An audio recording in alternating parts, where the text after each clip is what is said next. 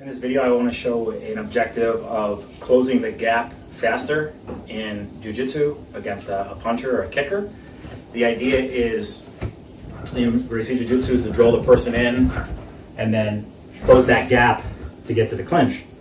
And it's probably one of the first fears that you have to overcome as a Jiu Jitsu fighter is the ability to close that gap. And a lot of basic positions and techniques are learning how to stand, learning how to draw the person in, and as they get close, you practice the stomp kick, and then that's your first step to get closer to the clinch. Also, you have your hands distance. So you're kind of like one hand away from the clinch or one hand away from being punched. These are like great ideas. And then you practice setups, like maybe fake high to the punch, lower your level and kind of clinch, maybe kick and clinch. And you see a lot of the curriculum, people like kind of cover their heads like this, put their hands up, and then they're just kind of crashing in to the front of the body, the side of the body, side clinch, or maybe to the back, which is ideal. And then people get really good at this. They learn how to like throw the jab and slip the jab, parry it, and kind of go right to the back here. Or maybe as the person comes in to throw the jab, they put together two skill sets of kicking, planting their foot, and then slipping the punch to get to the clinch, and then head away to the back. So this is great. This is things that people can practice, and you can get really good at. Just what should you be doing with your head, what you should be doing with your hands, if it's a jab or if it's a cross, maybe slip it this way.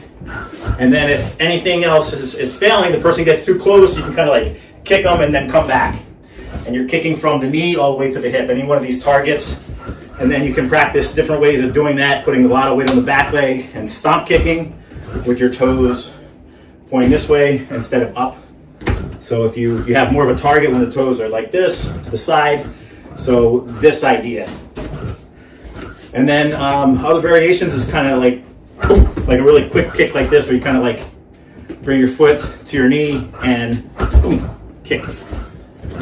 And you're keeping your feet aligned. You're not like really spreading your legs wide like this so it's hard to move, or when you kick, you're like this.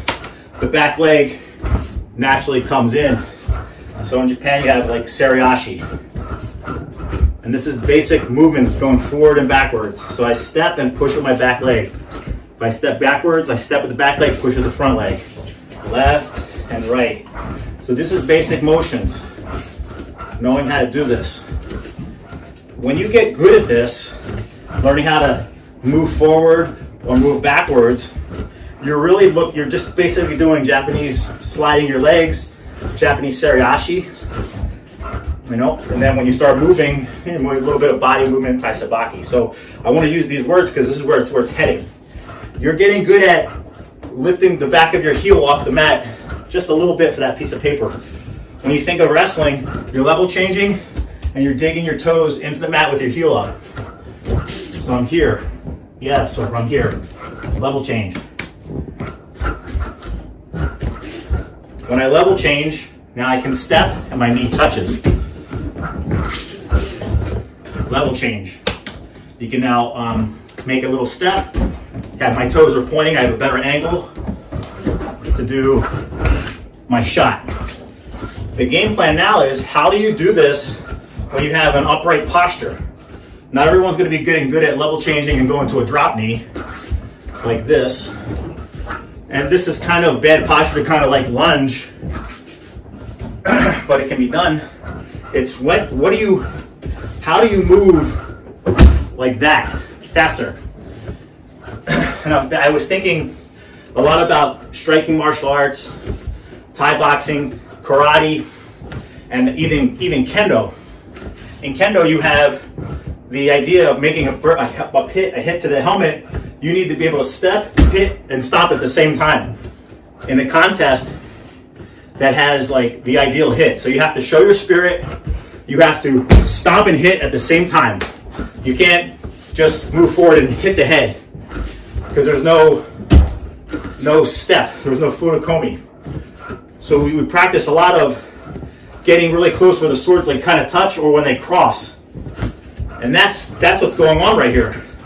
When I'm thinking about the space against my opponent, and I'm ready to move, I'm moving in, and I'm loading up this back leg. I'm getting close, and I'm ready to move so I can make an attack, or the moment they move, they twitch with the left hand or the right hand, I'm slipping the punch or slipping the cross. If they open up, I'm coming in, I can make a good contact with my hands up, cover blocks. But I've been really practicing now, just have my training partner put their hands out like this, and I'm kind of like touching their hands, and then our hands kind of cross. Like I know, like right here, this is that moment in Kendo, or when they cross right here. When they cross like this, it's time to attack. It's not time to cross and then maybe back up. No, it's too late. You're ready. You have to have a good concentration, and this is where I look like almost like a karate fighter. Like I'm like, but that's the idea. Boom. So the way in wrestling you get better at your penetration step by having a good level change and blasting off that back leg with a good posture. How do you get quick at closing the distance with a higher posture? You get good at it by having that Furukomi step in Kendo, or in this case in the Gracie Jiu Jitsu, really like a lot of my weight, my front leg is kind of light, and I'm ready. When I get my hands to touch, or I feel that distance, I feel like it's my time to move, or I see a little bit of their strike, something that's coming in. I've already developed the skill set of slipping my head and waiting for those bullets to come. So my hands are going to be doing this without thinking because I practiced that, but I really have to work on my concentration of that particular moment where things can get really intense. And when I come in like this, and I'm at that moment, I'm creating a pressure, so they might be overwhelmed by that. They might get nervous of this type of pressure that I'm creating. And they don't know that I'm going to make pressure, maybe kick or slap or punch. These are all like whatever in the way, whatever you're thinking. This is like your wazas, your techniques of distraction, so you can get that clinch. And my idea here is get really good at getting close, where you're ready to pounce on the guy or the person, your opponent, your training partner, and getting really good at that step. And try it in the open space on a wooden floor, and then try it on the different types of mats that we have in the Jiu Jitsu Academy. So I think the practice really is having your partner here and just having them cross hands and use your fingertips like you're almost in that Kendo range with the shinai. And that's the moment where you're like, boom. And you have very simple targets. You have the head, the equipment here, the dough, and then also the wrist. And then in the future, you can maybe go for the throat. But there's something to be said about being calm and understanding this distance and having almost like a connection with the person's body. Like you can kind of sense it. You can kind of, especially when you touch, you have a sensitivity there. You can kind of feel it. But that's the moment. Now pick your hand away and then practice. Like they don't do anything, step in. They throw something at you, you're deflecting, or you're just hitting it like a collision, and hopefully you didn't get hit. So this is the idea that I wanted to share with you in striking martial arts, that Seriashi with that back leg, how you slide your feet, and then this concepts in Kendo where you're applying pressure, you're understanding the distance, and you're that Furukomi step where everything hits all at once.